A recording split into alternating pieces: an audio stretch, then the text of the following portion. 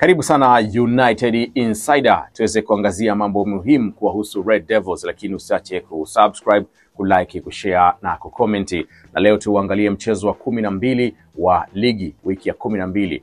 Weekend hii ilikuwa ya moto sana. City, Liverpool wote walipasuka. Sasa leo macho na masikio ni pale Old Trafford, moja kati ya madimba makubwa na madimba kongwe zaidi pale England. United watakuwa wanawaalika Everton the Toffees katika mechi ambayo sio mechi ya kawaida. Hizi ndio zile mechi ambazo tunaanza kuziita golden stretch, kipindi ambacho Amorim na vijana wake wanahitaji alama tatu muhimu kwa lazima, na tunafahamu Manchester hawako kwenye michuano ya Ulaya. Hakuna ile fatiki ya katikati ya wiki, hakuna safari ndefu ambayo wameifanya. Wamepata muda wa kupumzika na bila shaka wanaiandaa timu kwa ajili ya pressure ya mchezo wa leo usiku dhidi ya Everton.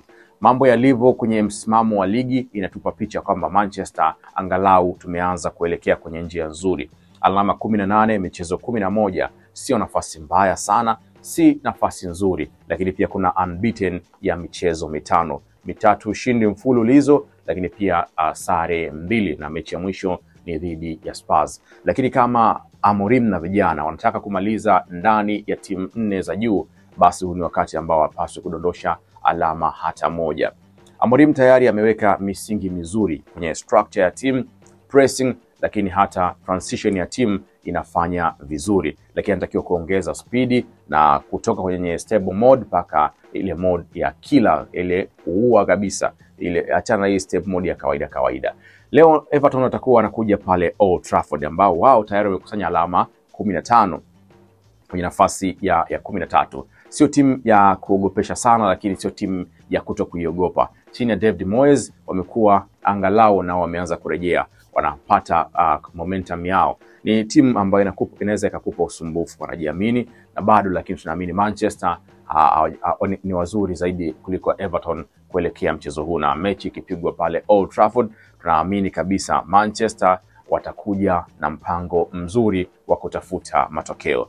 Kwa nini tunasema hii mechi ni golden stretch kwa United? Hichi ni kipindi ambacho hakuna mswalie mtume, hakuna dhamana. Huu ndio muda Amorim anapaswa kupiga step kubwa zaidi, haswa kwenye msimamo wa ligi. Wapinzani wengine ndani ya top 6 wana ratiba ngumu tayari. Manchester angalau njia imeanza kuwa sio ngumu, tumeshacheza michezo mingi ile mikubwa. Hapa ndipo wakati sasa Amorim na vijana wake wanapaswa kupata matokeo ili kubadilisha kabisa mtazamo na jedwali kule mbele, ili kufikia malengo ya kumaliza kwenye usiku mkubwa angalau wa Ulaya au usiku mdogo wa Ulaya.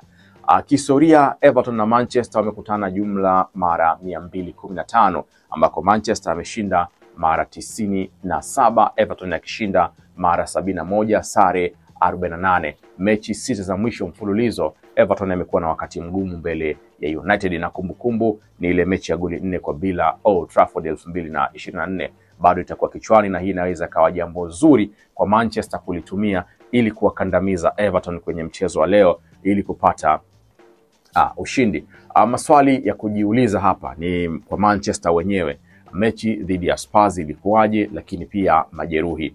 Mechi dhidi ya Spurs Manchester ilionyesha ubora wake na udhaifu wake. Madeliti alikuja kuiokoa timu dakika za mwishoni, lakini Manchester walilala sana au walikuwa doro sana kipindi cha pili. Mistakes zilikuwa nyingi, slow wakawa slow kwenye kuataki.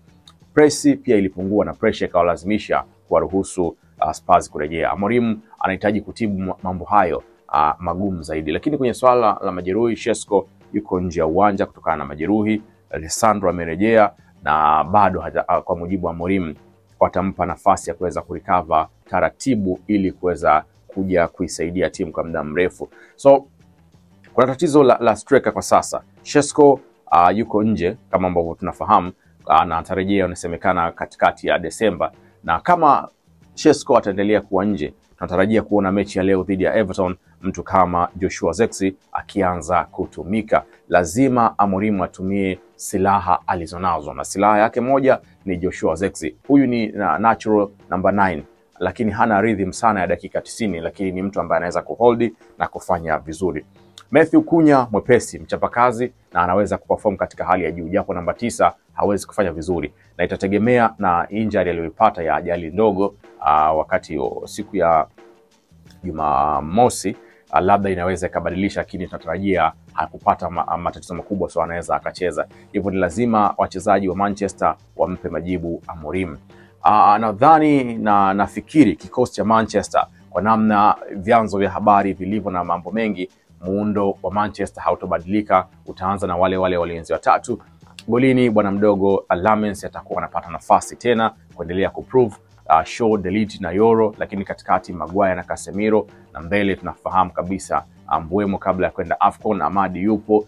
Naamini Everton watakuwa na shughuli pevu ya kuweza kuwakabili Manchester United, haswa maeneo ya upande wa kulia ambako Amadi pamoja na Mbeumo wamekuwa bora sana, lakini tutegemea pia Dogu ameamka vipi, na kama Kunya ataanza mchezo wa leo, basi huenda ikawa ni hatari sana. Hii ni mechi ya lazima. Hii ni mechi ambayo vijana wa Manchester wanabidi wajistretch kiasi cha kutosha ili kupata alama 3. Hii mechi ni zaidi ya kupata alama 3. Itaweka statement nzuri ya Manchester. Kwanza wako nyumbani, wanahitaji kupata ushindi, lakini pia kujijenga katika mazingira ya kumaliza kwenye top 4, na pia kuacha kuingia kwenye pressure ya mwezi Januari ambako kila mtu pia atakuwa anataka kushinda kuelekea kwenye duru ya pili ya ligi. Basi tunaamini leo United wanaenda kupata matokeo mazuri katika mchezo mgumu dhidi ya Everton. Huenda ikawa sio safari ya kurejea kwenye kutafuta ubingwa, lakini angalau huenda ikawa safari nzuri ya kurejea kupata nafasi ya kucheza kwenye michuano ya usiku wa Ulaya. Niandikie maoni yako, nafikiri United anaweza kushinda mchezo huu wa leo. Subscribe, like na share kupitia hapa United Insider.